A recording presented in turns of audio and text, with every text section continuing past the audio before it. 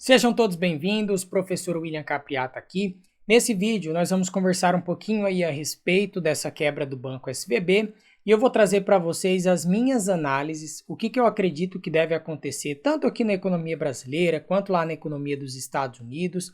Vamos comentar um pouquinho a respeito, será que realmente vai ter uma nova crise financeira como foi de 2008? Falar um pouco sobre esse efeito contágio, se outros bancos de pequenos e médios portes podem vir realmente a quebrar e como isso aí vai prejudicar a nossa economia de maneira geral, né? Então vamos lá para a gente começar a se situar.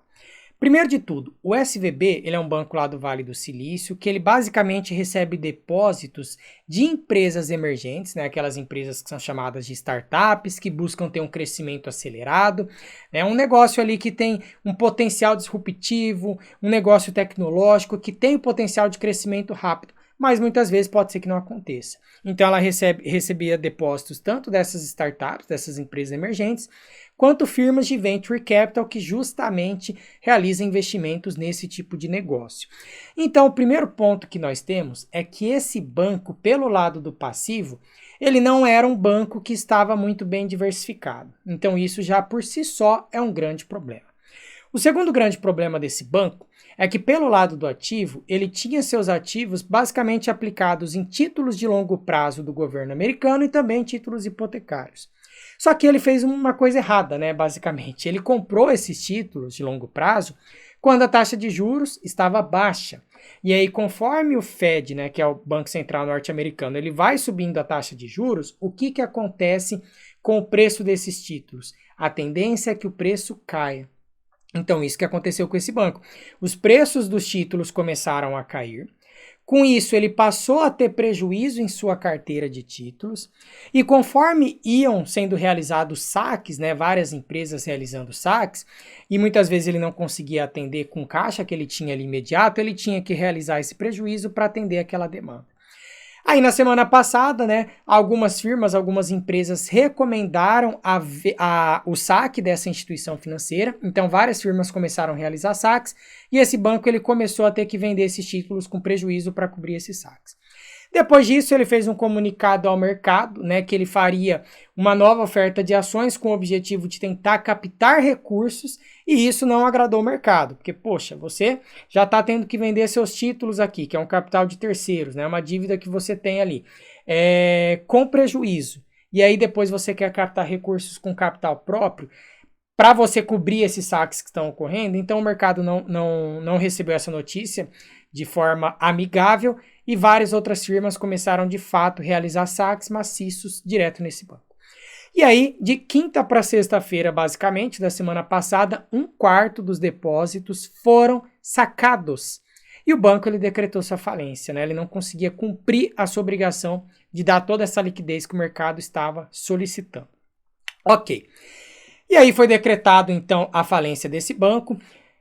Tivemos aí durante o final de semana muitas notícias a respeito do que viria a acontecer, então vai ter o efeito contágio, inclusive teve outras firmas, né, outros bancos também que quebraram, bancos pequenos, se eu não me engano tem o nome lá Signature, é um outro banco que também veio a fechar.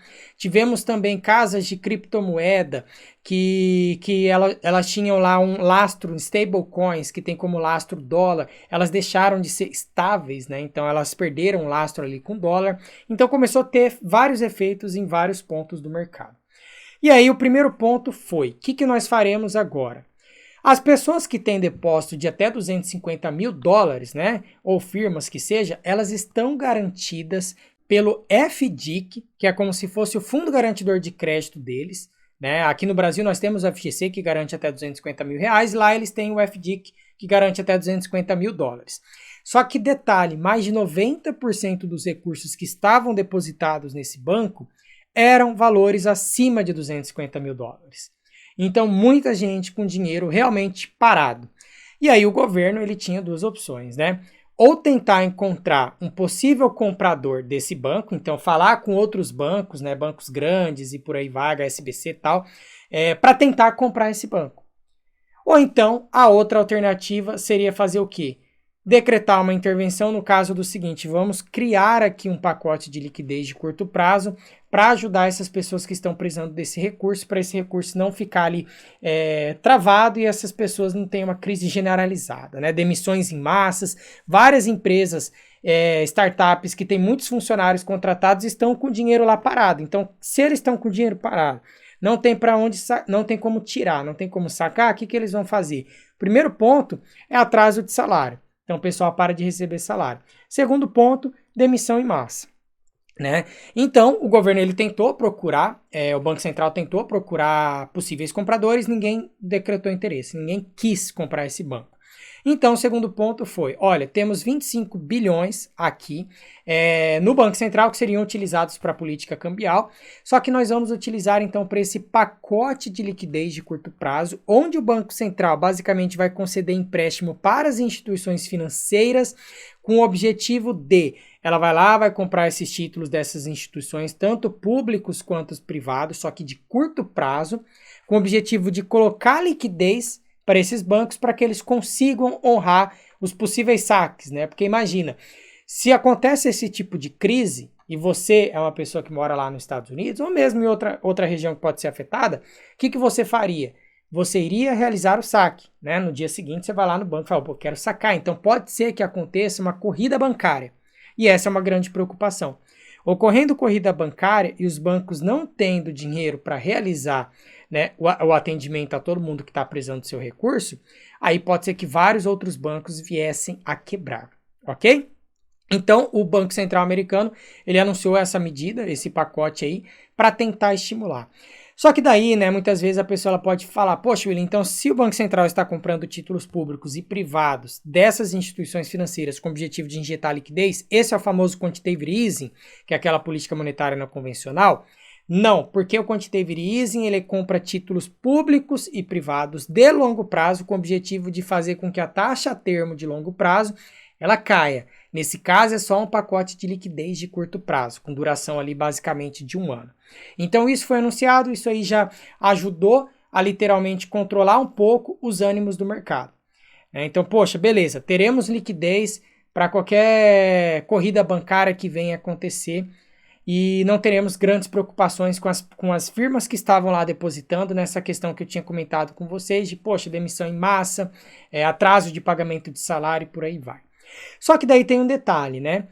O Banco Central agora, norte-americano, ele está num dilema. Ou ele continua subindo juros, igual ele estava falando, essa era a expectativa do mercado para tentar controlar a inflação, ou ele pode agora simplesmente reduzir os juros. Esse cenário ele pode acontecer. Reduzir ou pelo menos manter os juros estáveis, né? Porque o que acontece? A inflação, nós sabemos, ela é o aumento generalizado dos preços, né?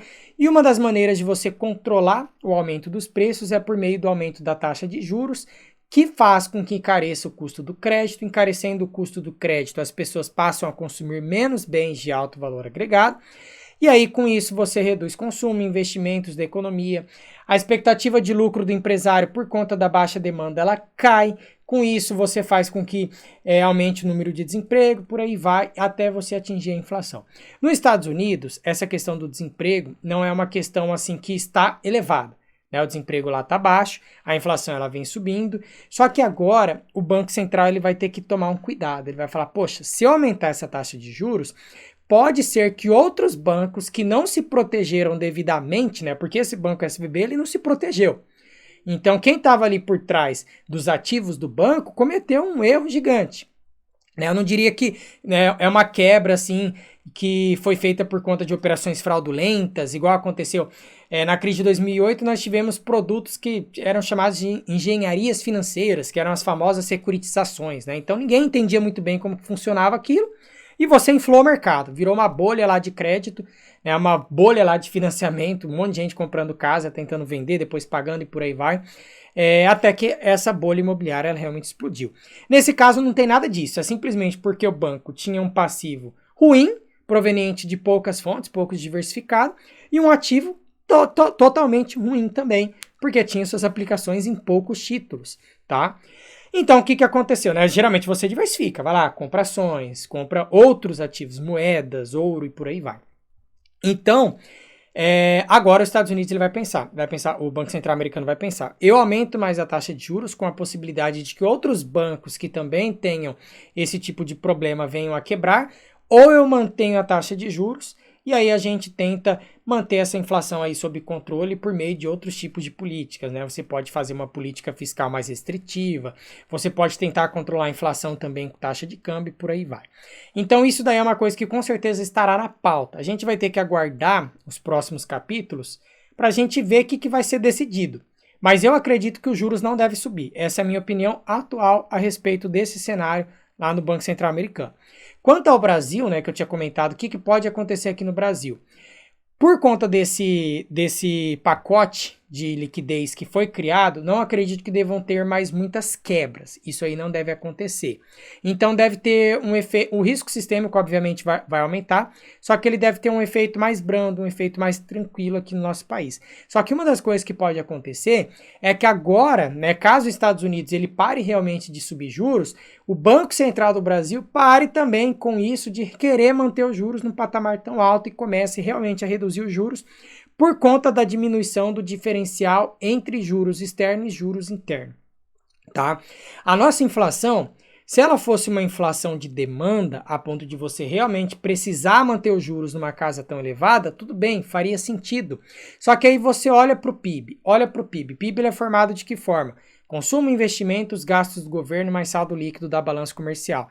Consumo e investimentos estão em baixa. Você pode ver pelo PIB do trimestre anterior, negativo. Se esse PIB agora, desse primeiro trimestre de 2023, vier negativo de novo, estamos em recessão técnica, né? O Brasil estará em recessão. Então você pode falar que é uma pressão de demanda, as pessoas estão consumindo tanto a ponto de estar puxando o preço para cima?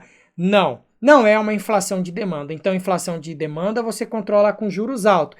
Inflação de oferta, que é inflação de custos provenientes dos descontroles de cadeia produtiva lá da época da pandemia, né, e depois da guerra da Rússia e a Ucrânia, que também deu um impacto muito grande nas cadeias produtivas globais. Isso você pode controlar, por exemplo, por meio de câmbio. Então você não precisa manter um juros tão alto, que inclusive encarece o serviço da dívida pública aqui do Brasil.